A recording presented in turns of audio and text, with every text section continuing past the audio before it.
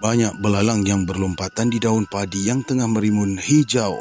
Memang mudah ditangkap sampaikan penuh segenggam. Tidak bertangguh, Mak Rainah cucuk dengan lidi yang disediakan lantas diganggang ke bara api hingga garing. Terasa lemak apabila dimakan bersama dengan nasi tatkala berteduh rehat di bawah pohon dedali tengah sawah. Di situ, dia akan berteduh tatkala matahari tegak di kepala semasa musim turun ke sawah. Memang Mak Rainah tidak akan balik ke rumah apabila tengah hari sewaktu musim turun ke sawah tengah galak. Lainlah kalau dia ni tak bercadang mahu datang semula ke tengah sawah apabila petang menjelang. Asal sahaja mahu teruskan kerjanya sampai santap petang, Mak Rainah akan bawakan nasi bekal apabila turun ke sawah bersama dengan suaminya iaitu Pak Danok. Lagipun di bawah pokok dedali di tubir tali air tengah sawah itu tempatnya begitu lapang. Pak Danok boleh bentangkan tikar untuk solat zuhur ataupun solat asar. Mereka ni tak bimbang untuk tinggalkan Nyimin di rumah.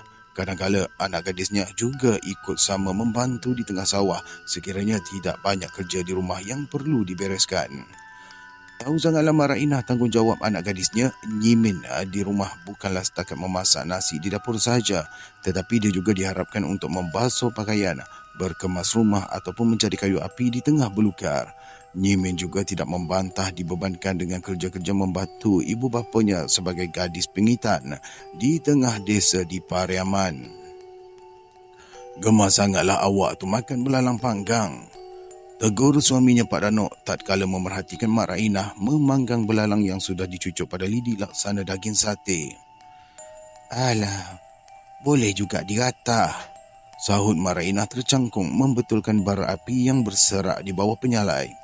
Kalau tidak dipanggang belalang berkenaan, memang dia sudah dibekalkan oleh Nyimin pindang anak sepat yang ditabur sambal kelapa parut. Cukuplah untuk menggecurkan air liur apabila menghadap hidangan makan di bawah redup pokok dedali itu. "Kenapa tak pindang saja belalang tu?" Sengaja Pak Danok mengusik isterinya supaya mencuba masak pindang belalang sama macam memasak pindang anak sepat yang ditimba dalam lubuk. Apalah salahnya kalau dicuba masak pindang belalang, kalau dipanggang pun terasa juga menyelerakan. Kalau tidak dipindang pun, belalang berkenaan Pak Danok juga gemar meratah belalang panggang yang diganggang api oleh Mak Rainah. Dia sengaja mahu mengusik biarkan Mak Rainah buat masak pindang, sama macam anak sepat di tengah lubuk. Sudah beberapa kali emaknya buat masak pindang belalang, sekiranya banyak dapat ditangkap semasa galak berompatan di daun padi. Sewaktu Mak Rainah cucukkan hujung lidi pada perut seekor belalang kunyit, tiba-tiba dia melihat terpancut tahinya keputih-putihan. Mak Rainah tidak peduli sangat dengan belalang kunyit sebesar kelingking itu kerana dagingnya sama juga macam belalang kecil yang lain setelah garing diganggang ke api. Tatkala dia mahu menjamah belalang kunyit yang sudah garing itu, tiba-tiba saja Pak Danok menepis tangannya.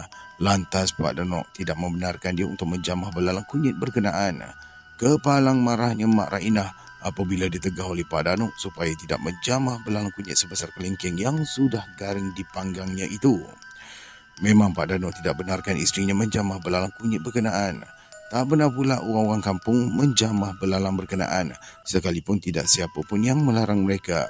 Tahu sangatlah Pak Danok, mereka sekadar menjamah belalang-belalang kecil setelah ditangkap banyak. Tetapi Mak Rainah dapat menangkap belalang kunyit berkenaan tatkala hinggap bersama dengan belalang-belalang kecil yang lain. Jadi apalah salahnya belalang kunyit sebesar kelingking itu diganggang sama. Setelah cukup garing, nescaya menyelerakan apabila dicecah sambal kelapa parut yang dibekalkan oleh anaknya Nyimin. Tersinggung benarlah dia apabila tangannya ditepis oleh Pak Danok sebaik saja mencekap panggang belalang kunyit yang dicucukkannya ke lidi. Cepat-cepat pula Pak Danok mencampakkan belalang berkenaan ke dalam tali air melintasi pohon pokok dedali. Sebaik saja belalang itu dicampakkan, Mak Rainah hilang selera untuk meneruskan jamah nasi. Pantas dia membasuh tangan mendongak ke matahari mahu dirikan solat zuhur saja dengan tidak menunggu Pak Danok selesai makan. Pak Danok tersengih-sengih sahaja dengan sikap isterinya yang mendengus marah. Dia tahu Mak Rainah merajuk setelah tidak dibenarkan menjamah belalang kunyit yang sudah garing dipanggangnya. Jauh di lipatan hatinya, dia tidak bermaksud mahu menyakiti perasaan isterinya, tetapi Pak Danok terasa dadanya berdebar kencang sewaktu isterinya mencapai belalang kunyit berkenaan. Manalah Maraina menyedari apabila dada Pak Danok berdetak kuat, dia melihat seolah-olah mata belalang kunyit yang sudah garing di ganggang itu tiba-tiba bergerak. Masakan dia mahu memberitahu isterinya mengenai kejadian tersebut? Tentulah Maraina tak percaya mengenai mata belalang tersebut bergerak setelah garing diganggang ke api. Sebab itulah dia sekadar tepis sahaja tangan isterinya biar terganggu mahu mencapai belalang tersebut. Biarlah Maraina merajuk asalkan sahaja tidak memudaratkan dirinya setelah menjamah belalang kunyit yang dipanggang. Perkara merajuk bukannya boleh berterusan sampai tidak bertegur sapa berhari-hari. Bila-bila dia boleh pujuk semula biar isterinya mengalah. Sewaktu Maraina selesai solat zuhur, Pak Danok bersiap-siap pula untuk mengambil wuduk. Dia tetap berselera makan sekalipun isterinya mendengus terus merajuk. Tatkala Pak Danok turun ke anak air membersihkan dirinya untuk mengambil wuduk, jirannya bekerja datang memberitahu mengenai anak gadisnya Nyimin termuntah-muntah akibat sakit perut yang memual-mual. Terpaksa pula Pak Danok balik sahaja ke rumah dengan tidak sempat solat zuhur di situ. Mereka berdua suami isteri tidak bertangguh berkemas barang-barang bekalan setelah diberitahu mengenai anaknya sakit perut memula sampaikan termuntah. Ketika sampai di rumah, memang Nyimin mengerang-gerang kesakitan dengan muntahnya keputih-putihan sama macam tai belalang kunyit yang dicucuk perut tatkala dipanggang. Mengusap-ngusap dada Maraina apabila melihat keadaan anaknya Nyimin. Dia dapat mengagak, tentu suaminya Pak Danok dapat merasakan sesuatu yang ganjil tatkala menepis tangannya yang mahu mencapai belalang kunyit yang sudah garing dipanggang. Sebab itulah dia segera menarik tangan Pak Danok meminta dibantu anak gadisnya yang mengerang-ngerang kesakitan. Tak apa, jangan cemas, bisik Pak Danok mengingatkan isterinya supaya tidak terburu-buru. Memang dia tidak bimbang apa-apa sekalipun Yimin merintih-rintih menahan sakit perut bagaikan ditusuk berulang kali. Dalam masa jiran-jiran mereka menyerbu datang, sebaik saja diberitahu mengenai penyakit yang menyimpa Nyimin inilah, Mak Labuh ikut sama menjengah. Setelah lama mereka semua tidak dapat memulihkan keadaan Nyimin, lantas saja Mak Labuh meminta izin untuk mencuba kebolehannya. Dia meminta ambilkan pucuk pokok jambu batu 3 kuntum, kemudian dicampurkan dengan 3 butir garam kasar. Setelah dibubuh ke dalam piring, Mak Labuh mengisar ibu jari tangannya kepada buntat piring berkenaan. Kemudian dia menghembuskan perlahan dengan membacakan seru. Di sini ada seruannya, tetapi saya akan skip ya tuan-tuan. Baik, kita teruskan. Setelah pucuk jambu batu itu dikunyah dan dengan ditelan airnya bersama dengan garam, hampasnya disapukanlah pada pusat Nyimin. Sekaligus terasa Sekaligus terasa sejuk menyucuk hinggalah ke ususnya, menyebabkan kesakitan memual itu beransur hilang. Nyimin kembali segar setelah terlalu lemah akibat termuntah-muntah. Semenjak diubati oleh Mak Labuh itulah, Nyimin tidak dapat melupakan lelaki berkenaan. Sekalipun dia menyedari yang Mak Labuh sudah mempunyai isteri, dia rela menjadi isteri Mak Labuh dengan menerima hakikat hidup bermadu di samping isteri-isteri yang lain. Dia yang kirimkan belalang kunyit tu, gerutu Maraina setelah menyedari yang dia terperangkap tatkala menangkap belalang kunyit sebesar kelingking. Dia menjadi gairah mahu menangkapnya. Sebaik saja belalang kunyit itu hinggap di hadapannya. Tak baik kamu menuduh macam tu. Pak Danok mengingatkan isterinya supaya tidak menyalahkan sesiapa. Amalan dunia takkan sampai ke mana-mana. Marah betul lah si Mak Rainah ni. Disebabkan dia terburu-buru mahu menangkap belalang kunyit hinggap di hadapannya. Manalah dia dapat mengagak yang belalang tersebut sekadar dikirim melalui amalan mereka yang mengamalkan ilmu kebatinan. Biarlah dia buat apa saja, kerana Allah Maha mengetahui. Tutur Pak Danok rela menerima takdir apabila anak gadisnya lari mengikut Mak Labuh. Awak tu pun apa kurangnya? Kenapa yang tak gunakan ilmu awak tu? Rungut Mak Rainah kesalkan sikap suaminya yang mengalah sahaja dengan perbuatan Mak Labuh yang menganiaya keluarganya. Hanya Allah sahajalah yang maha berilmu.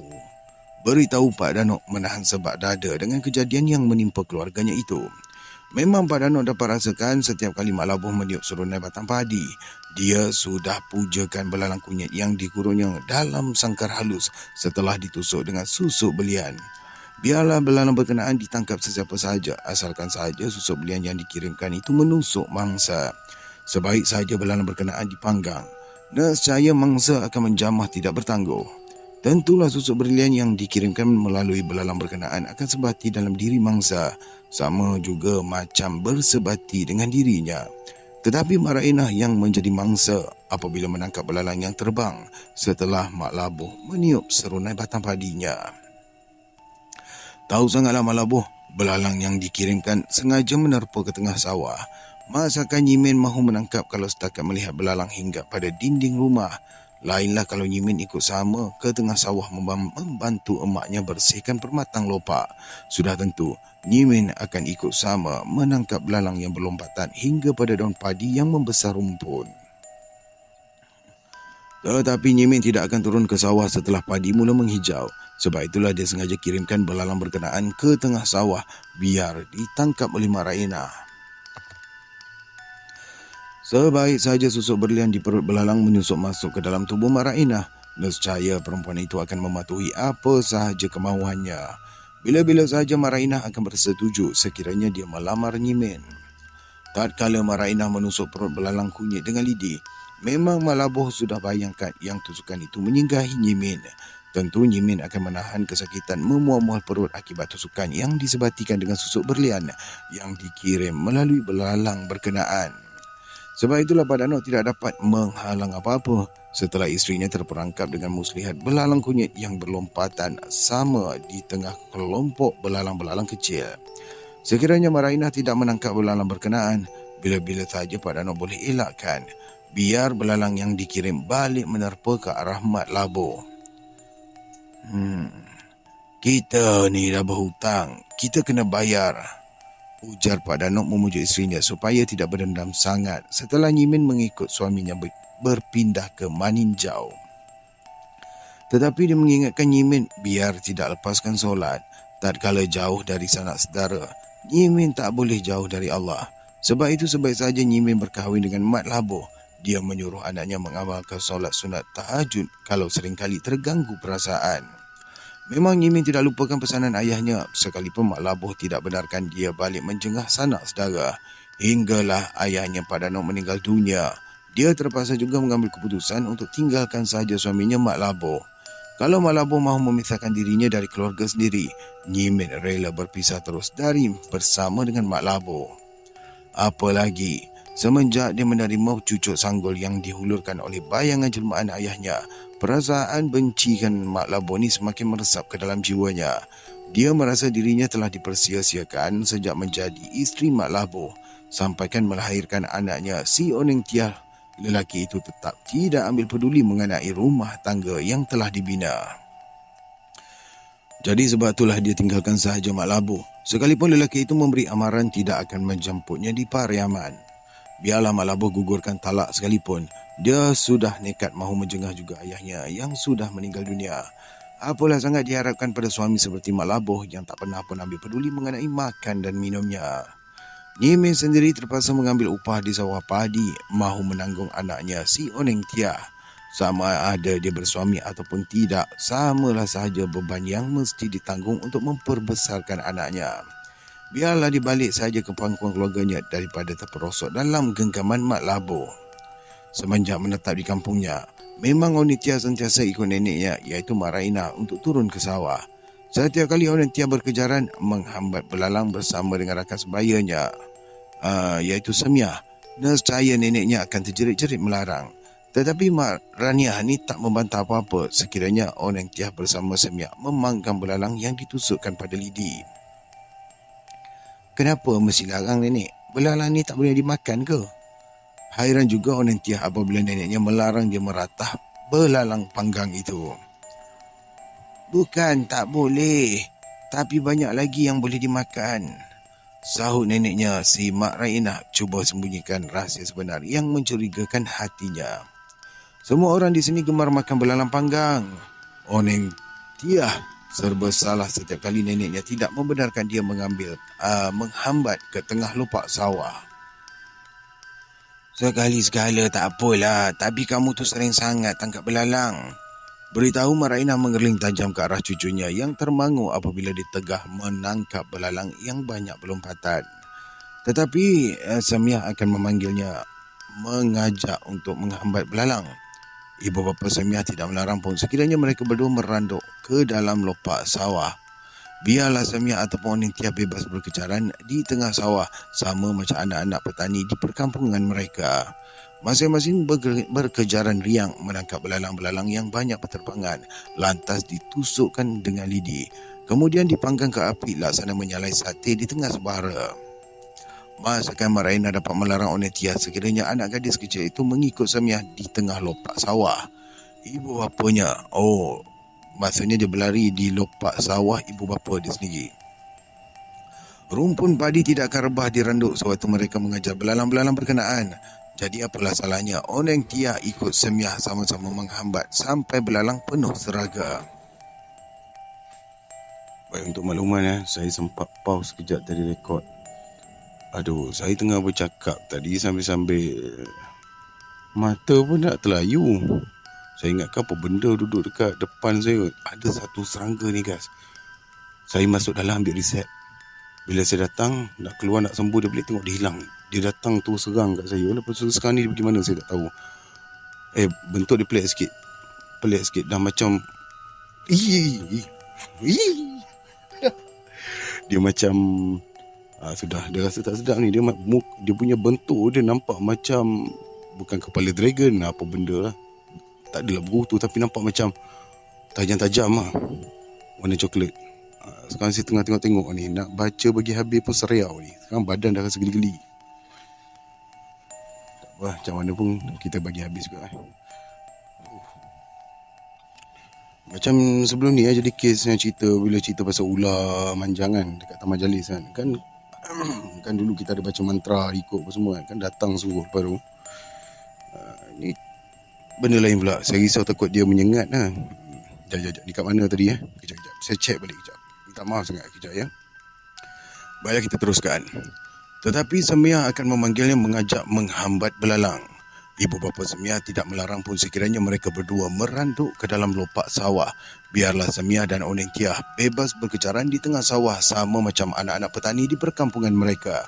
Masing-masing berkejaran riang menangkap belalang-belalang yang banyak berterbangan, lantas ditusuk dengan lidi. Kemudiannya dipanggang ke api laksana menyalai sate di atas bara. Saya baca rasa tak selesa dah ni. Kita terus. Masakan Maraina dapat melarang Oning-Tiah sekiranya anak gadis kecil itu mengikut Samiah ke tengah lopak sawah. Ibu bapanya. Tang sini tadi ibu bapanya tadi kan. Okey, baik. Rumpun padi tidak akan rebah di randuk sewaktu mereka mengejar belalang-belalang berkenaan. Jadi apalah salahnya Oning-Tiah ikut sama, menghambat sampai belalang penuh seragam. Cukuplah sekali-sekala kamu tangkap belalang tu. Maraina tetap bimbang cucunya menangkap belalang apabila kenangkan kejadian yang menimpa dirinya. Kalau tidak disebabkan Pak Danok menepis tangannya, nescaya belalang kunyit sebesar kelingking itu sudah diratahnya habis. Oning-Tiah juga tidaklah membantah sangat apabila neneknya berkeras melarang. Apa sangatlah dengan belalang-belalang yang berlompatan itu kalau nak dibandingkan dengan menimba lubuk di penuru lopak sawah. Dia sebut ni maksud dia penuru ni dia nak masukkan penjuru ke atau memang ada ayat penuru siapa-siapa tahu boleh komen Bukan takat anak-anak sepat sahaja yang masuk ke dalam timba. Kadang-kadang ikan haruan sebesar lengan juga dapat dicekak kepalanya. Betapa berselera dia menikmati ikan sawah masak pindang yang disudip emak ke dalam kuali. Gecor saja liurnya tatkala bau anak ikan masak pindang tengah terjerang di atas tungku. Memang Oning-Tiah gemar masak pindang setiap kali neneknya menimba lubuk di penjuru lopak sawah. Itu dia, bukan penuru penjuru. Kat sini ada jawapan dia dah. Saat ini dia tak peduli sangat mengenai ayahnya yang menyerbu ke tengah halaman menuntut bayaran jumlah wang yang banyak dari neneknya. Masakan neneknya bodoh sangat hinggakan tunduk dengan apa sahaja kemahuan ayahnya. Keluarga emaknya tetap bertahan apabila ayahnya menuduh mereka ni melarikan diri bersama dengan emaknya balik ke kampung halaman. Biarlah terbujur menjadi mayat pun, Oning-Tiah tetap akan bersama dengan emaknya. Dia tidak akan menuruti ayahnya untuk balik semula ke Maninjau semata-mata bimbang membayar jumlah wang yang dituntut. Kemana sahaja dibawa oleh emaknya, dia tetap ikut bersama supaya mereka berdua tidak dipisahkan sampai bila-bila.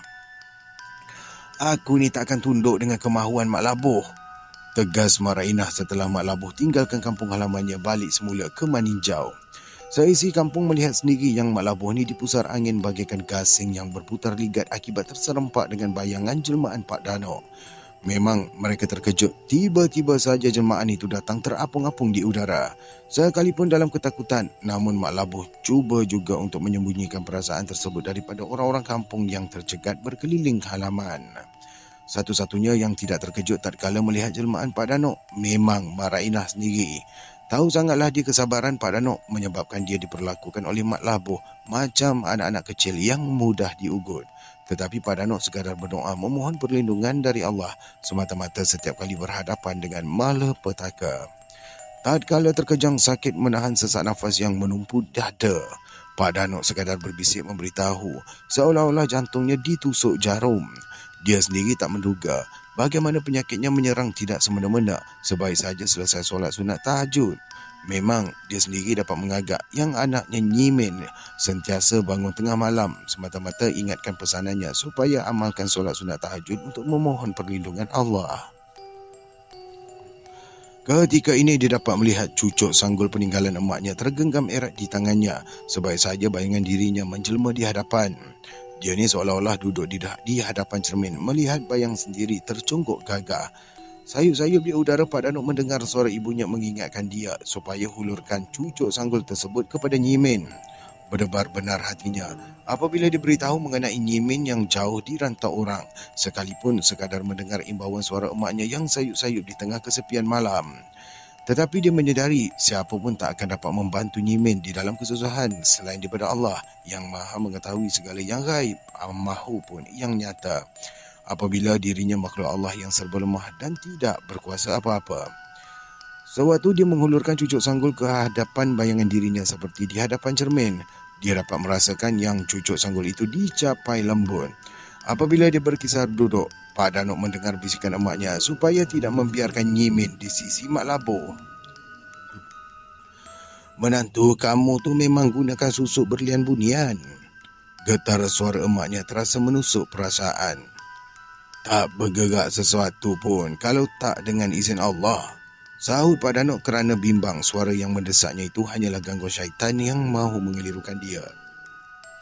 "Kenapalah yang kamu biarkan diri kamu dianiaya Mak Labuh?"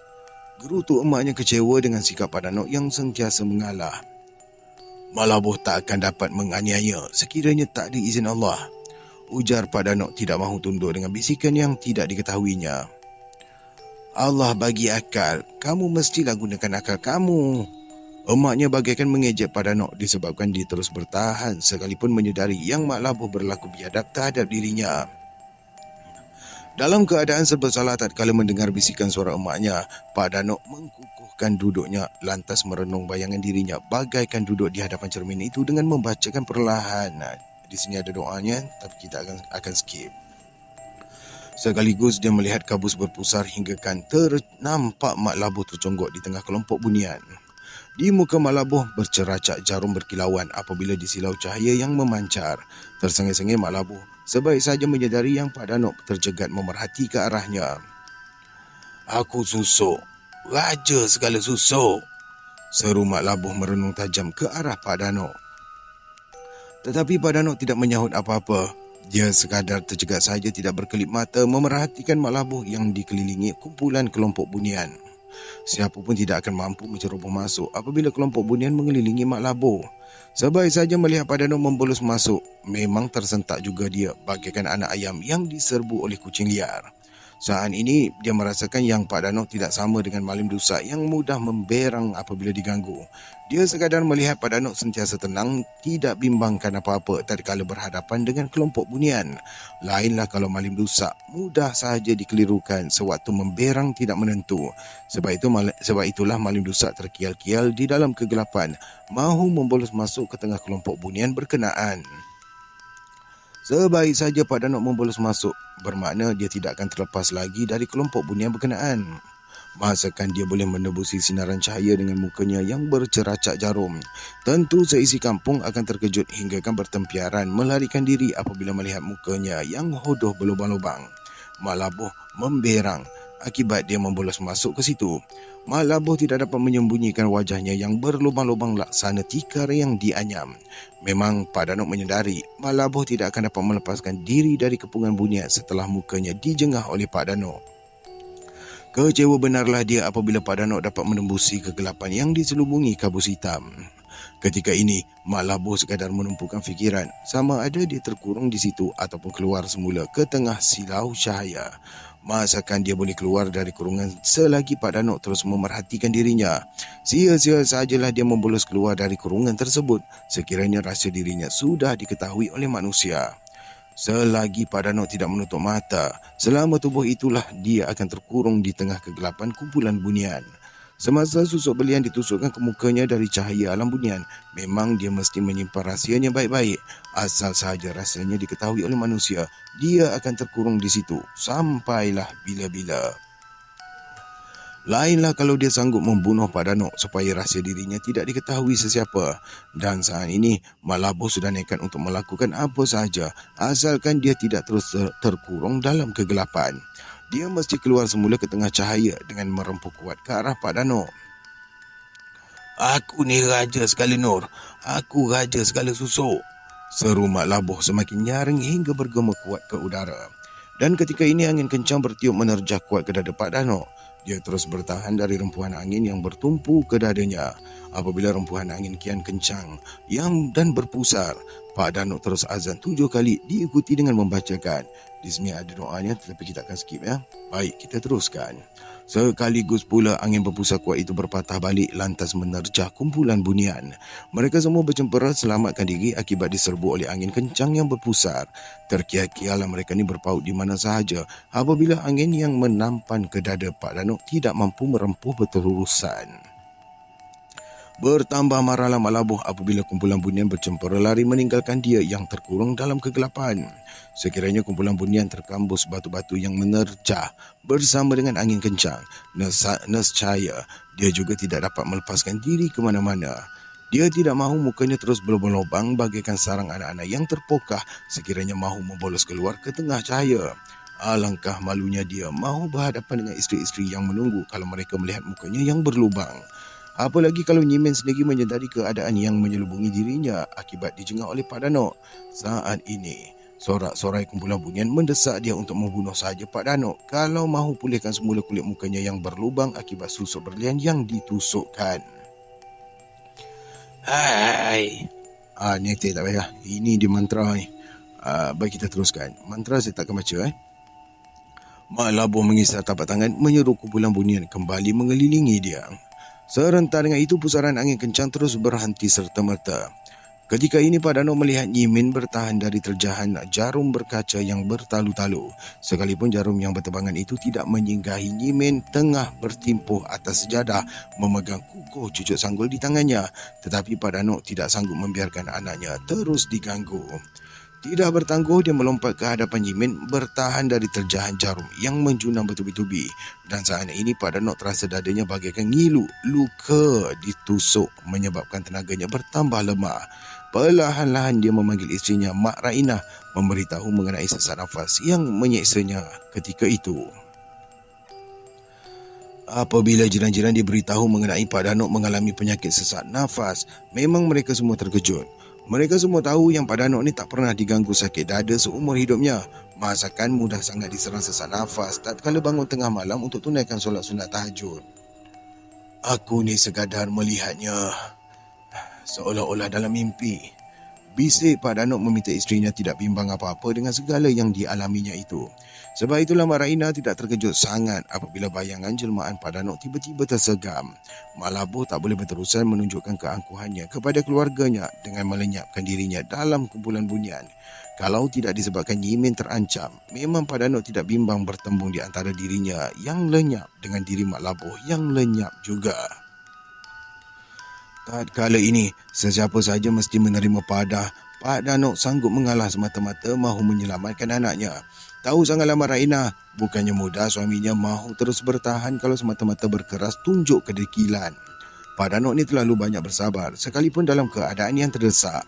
Dia mahu menuduh Mak Labuh aniaya dirinya hingga terkejang sesak nafas, tetapi sekadar beritahu Mak Rainah perkara yang dilihatnya berlaku seolah-olah dalam mimpi sahaja.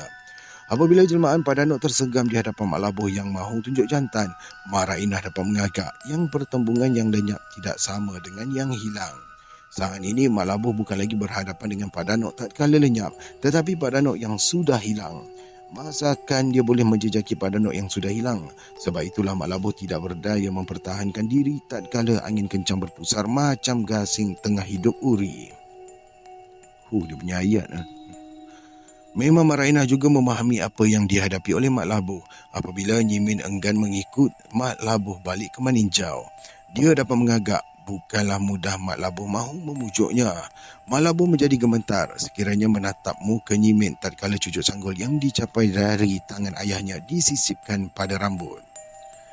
"Kamu tu masih isteri aku lah, Nyimin." Mak Labuh berkeras menesak Nyimin balik semula ke pangkuannya. Nyimin mencemik muka. Dia tidak mahu menyahut apa-apa. Bukan mudah dia mahu melupakan perbuatan lelaki itu yang mengabaikan tanggungjawab sebagai suami. Apalah maknanya dia ikut semula Mak Labuh kalau jiwanya sentiasa memendam rasa. Biarlah dia menjadi janda, asalkan sahaja hatinya tenang tenteram, tidak diganggu kegelisahan sepanjang masa hidup janda tiba. Tak kasihankah kamu pada anak kita tu, Tia?" Mak Labuh terus merayu dengan harapan Nyimin mahu mengalah.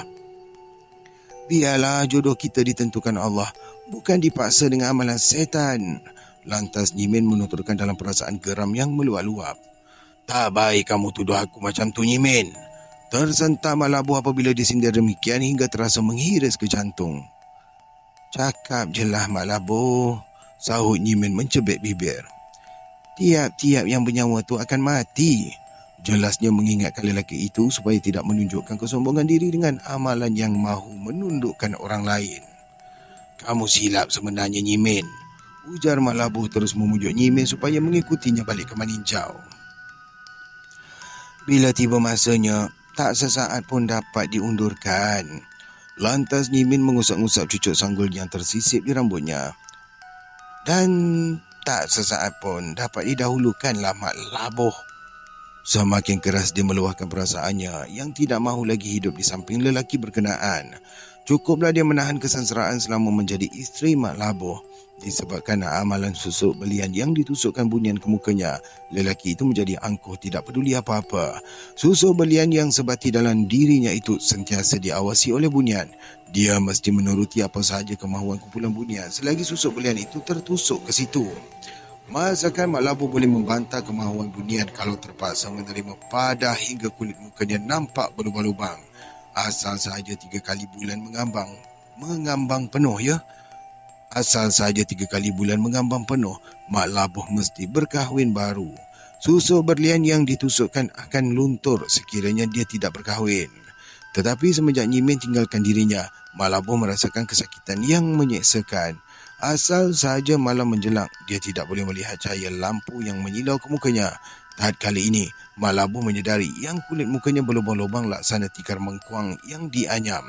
Dia terpaksa bersembunyi di dalam kegelapan malam supaya tidak disilaukan oleh cahaya api pelita. Tahu sangatlah dia kalau dipujuk Nyimin balik ke pangkuannya, dia akan mengalami kesakitan sampai bila-bila pun. Tiba-tiba sahaja, dia melihat cahaya bersinar dari kepala Nyimin dan menyebabkan dia terpaksa berkurung di dalam gelap malam. Biarlah dia mengalah kepada Nyimin, asal saja isterinya boleh selamatkan dirinya. Dia tak mahu bersembunyi di dalam gelap malam selama-lamanya.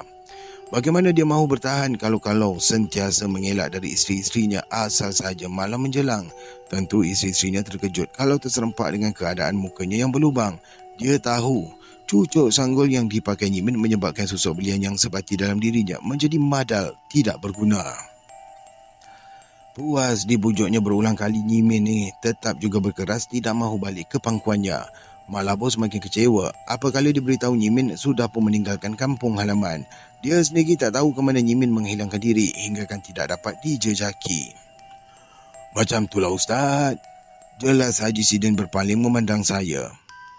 "Oh, Neng Piah yang bagi tahu kami mengenai ceritanya demikian." Dia menambah sebaik saja menyambungkan berita kematian Oneng Tiah dalam usia yang terlalu lanjut. Dia bagi tahu juga pasal cucuk sanggul peninggalan emaknya tu, sahut Mak Zakir perlahan. Tapi kami ni tak pernah tengok Pak Ustaz. Tersengih-sengih dia apabila kenangkan mengenai cucuk sanggul peninggalan Yimin. Cucuk sanggul pun bukannya ada kuasa apa-apa. Lantas Alang Jagat mencebik bibir mengerling anaknya Mak Zakir. Yang berkuasa hanya Allah. Ujarnya mencepat-cepat bibir seolah-olah tidak mahu anaknya mengungkit lagi mengenai cerita cucuk sanggul berkenaan. Tetapi Alang Jagat mengakui yang neneknya Oneng Tia semakin segar setelah dimandikan air embun.